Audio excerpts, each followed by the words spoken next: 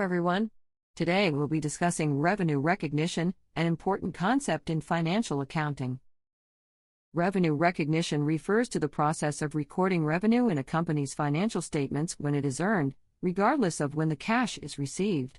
This concept ensures that financial reports accurately reflect a company's performance during a specific period. Revenue recognition is governed by accounting standards like GAAP, Generally Accepted Accounting Principles, in the U.S., or IFRS, International Financial Reporting Standards, globally. The core principle behind revenue recognition is that revenue should be recognized when it is earned and realizable, not when payment is received. This ensures that financial statements reflect the true economic activity of a company. There are 5 key steps in revenue recognition under the ASC 606 standard, which is used by companies under GAAP and IFRS. Let's quickly go over these steps. Identify the contract with the customer. This involves confirming an agreement exists with clear terms. Identify performance obligations. What goods or services does the company need to deliver? Determine the transaction price. What is the amount the customer is expected to pay? Allocate the transaction price. How will the price be split among the different performance obligations?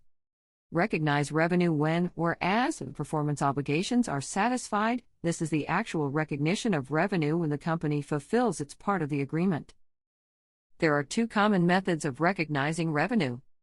Point of sale or transfer of control. This is used when the customer gains control of the product or service at a single point in time. For example, for a retail business, revenue is recognized when a customer purchases an item at the store. Over time, this method is used for long-term contracts where the service or product is delivered over a period of time, such as construction projects or subscription-based services. Revenue is recognized gradually, based on the progress made in fulfilling the contract. The method chosen depends on the nature of the contract and the industry, as certain businesses may have more complex revenue streams. Let's go through a couple of examples to illustrate how this works. Retail sale. Point of sale. A customer buys a television from a store. The store recognizes revenue immediately, as the customer has received the product and the transaction is complete. This is an example of recognizing revenue at a point in time. Subscription service. Over time, a customer subscribes to a magazine for a year. The company recognizes revenue monthly as the magazine is delivered.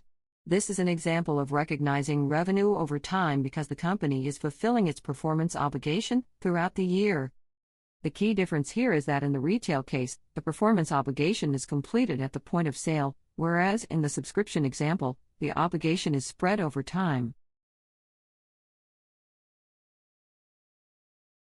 While revenue recognition may seem straightforward, it can be challenging, especially with complex contracts, long-term agreements, or bundled sales. Contract modifications. Sometimes, contracts change over time, and it can be difficult to determine whether the modification should be treated as a new contract or an adjustment to the original one. Multiple performance obligations. In some contracts, companies sell goods and services together. For example, a software company might sell a license with a year of technical support. The company must recognize revenue for both the license and the support over the appropriate periods. Revenue recognition is tightly regulated to ensure consistency and accuracy. Standards like ASC 606 provide detailed guidelines for businesses to follow. Complying with these rules is essential to maintain investor trust and transparency in financial statements.